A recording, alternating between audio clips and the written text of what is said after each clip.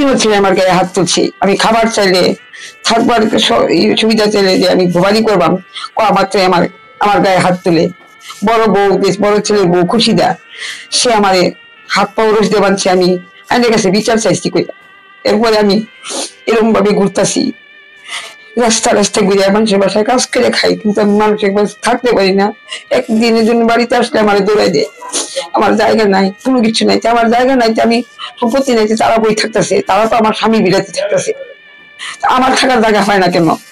আমার সব হয় একটাই, আমি আমার একটা ছায়লা ঘর করে, সাফরা ঘর করে আমি ভিক্ষা করে খাবো। আমি 3 ছেলের কাছে আমি আর কোনোদিন হাত পাতো না, দিয়ে ওয়াদা করলাম পৃথিবীর কাছে।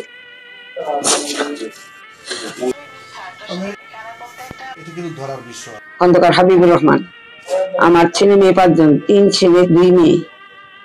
26 বছর যাবো, 24 বছর যাবো আমার স্বামী মারা গেছে। 24 বছর মারা যাওয়ার পরে ছেলে মেয়েকে লেখাপড়া করে ওদেরকে বিয়ে শাদী হয়েছে।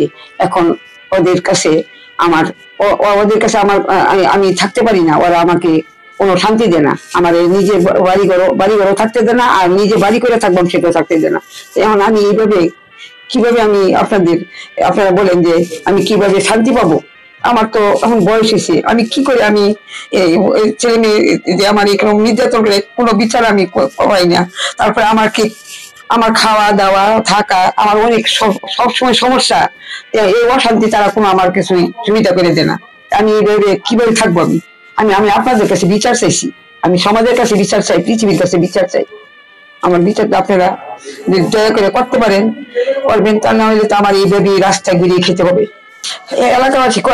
এলাকাবাসী বাড়িতে থাকি, তখন এলাকাবাসীরা বলে যে আপনার বাড়ির জায়গা আছে, আপনি গড় করেন না কেন? তখন তাদের জিজ্ঞেস করে, তারা বলে না, এইভাবেই তার খাইতে হবে, ঘরে ঘরে 1 ঘন্টা করে এক এক ঘরে থাকবে। আমি এটা কি সম্ভব?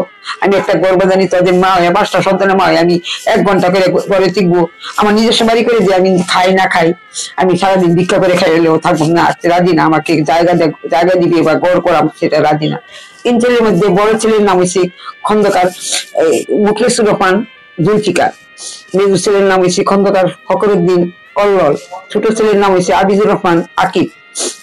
একজন ঢাকা মার্কেটিং করে, আরেক ছেলে পশুর ডাক্তার, গ্রামের, সে সরকারি ডাক্তার না, বেসরকারি।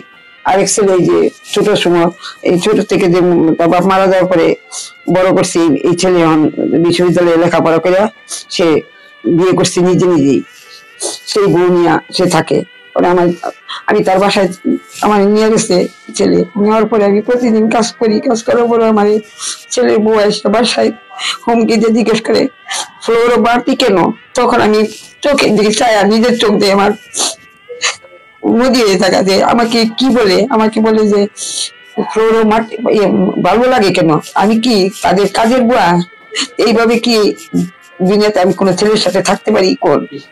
আমি চাই শান্তি। আমি আমার নিজের জায়গা একটা বাড়ি করে আমি ভিক্ষা করে খাবো। আমি 3 ছেলের কাছে আমি একটি পয়সাও চাইবো না, আমার কারো কাছে না, ছেলে মেয়ের কাছে আমি কারোর কাছেও আমার কোনো অভিযোগ নাই। দয়া করে আমার জায়গাটার মধ্যে আমি বাড়ি করবো, বাড়ি করে যদি আমার কোনো খাবার না চাই, আমি রাস্তায় গিয়ে ভিক্ষা করে না খাবো। এটি আমার চাওয়া পাওয়া, আর কিচ্ছু চাওয়া পাওয়া নাই। আর একটা গর্ভবতী মা হিসেবে আমার আর কোনো চাওয়া পাওয়া নাই।